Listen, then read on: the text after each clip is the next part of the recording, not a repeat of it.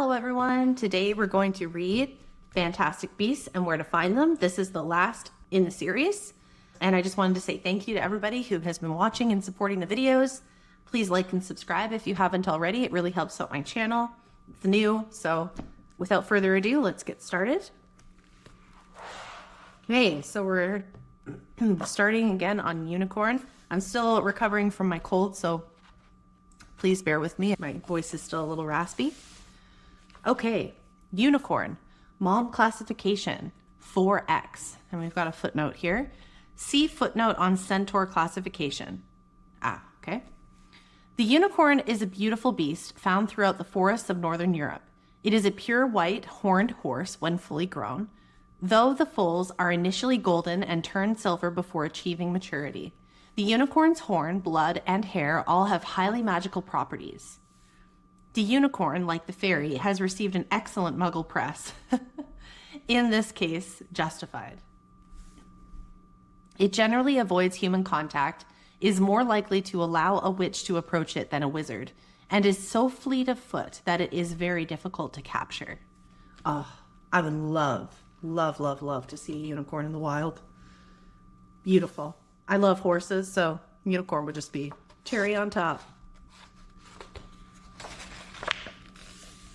Wampus cat. Mom classification, 5X. Somewhat resembling the mundane mountain lion or cougar in size and appearance, the wampus cat is native to Appalachia. It can walk on its hind legs, outrun arrows, and its yellow eyes are reputed to have the power of both hypnosis and legitimacy. The Cherokee have most extensively studied the wampus cat, with whom they share their native region, and only they have ever succeeded in procuring wampus cat hair for use as a wand core. In 1832, wizard Abel Treetops of Cincinnati claimed to have patented a method of taming wampus cats for use as guards over wizarding houses. Treetops was exposed as a fraud when Makuza raided his home and found him putting engorgement charms on measles. Oh my gosh. One of the houses of the North American Wizarding School, Ilvermorny, is named after the wampus cat. Super cool. So they have it as a core.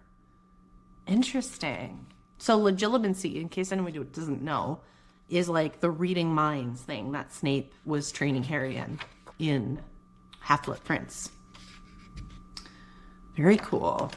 Okay. The werewolf. Yikes.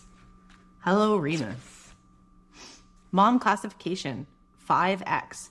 And footnote, this classification refers, of course, to the werewolf in its transformed state. When there is no full moon, the werewolf is as harmless as any other human. For a heart-rendering account of one wizard's battle with lycanthropy, see the classic Hairy Snout Human Heart by an anonymous author, Wizhard Books, 1975. The werewolf is found worldwide, though it is believed to have originated in Northern Europe. Humans turn into werewolves only when bitten. There is no known cure, though recent developments in potion making have to a great extent alleviated the worst symptoms. Once a month at the full moon, the otherwise sane and normal wizard or muggle afflicted transforms into a murderous beast. Almost uniquely among fantastic creatures, the werewolf actively seeks humans in preference to any other kind of prey. And I believe, what was the potion name? Wolfsbane potion. That was the potion that Remus took, that Snape made for him. And what it does is that it will not take away the transformation, but it will let him keep his human mind instead of becoming murderous. I'm pretty sure that's what that potion does, but it's still like pretty intense being a werewolf. So, okay. Winged horse. This is another really cool one that I would love to be real. Mom classification, 2X to 4X. Interesting. I wish there was a footnote. We'll see. Winged horses exist worldwide. There are many different breeds, including the Abraxan, immensely powerful giant palominos. Oh, that was the other school, Bourbon something? Bourbonnais? Bourbon? Bourbatin. The Bourbatin school has the giant palominos. The Athonin. Chestnut, popular in Britain and Ireland. The Granian, gray and particularly fast. And the rare Thestral, black, possessed of the power of invisibility and considered unlucky by many wizards. As with the hippogriff, the owner of a winged horse is required to perform a disillusionment charm upon it at regular intervals. See introduction. So cool. I wish.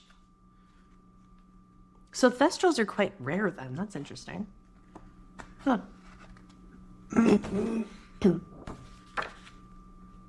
Interesting. Yeti. Also known as Bigfoot, the abominable snowman. Mom classification 4X.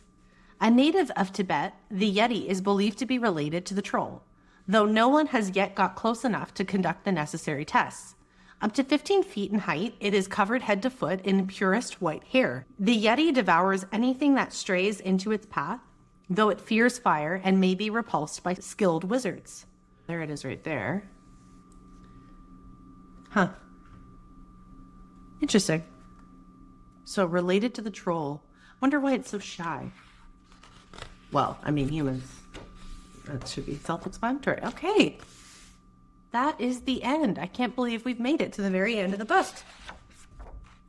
This is about, obviously, J.K. Rowling, the author, the artist. And again, as with the other books, I do recommend that people actually do buy these books. They are so great if you're a collector or if you have kids. They're so great to have on the shelf. But they also support some really great charities, and I highly recommend looking into that.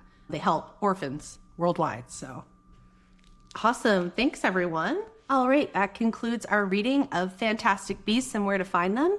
Our next book series in the Harry Potter world will be A History of Magic and Harry Potter and the Cursed Child for older children.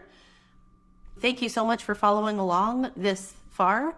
If you haven't liked and subscribed, please do so. There's going to be lots of great videos upcoming. It really helps out my small channel.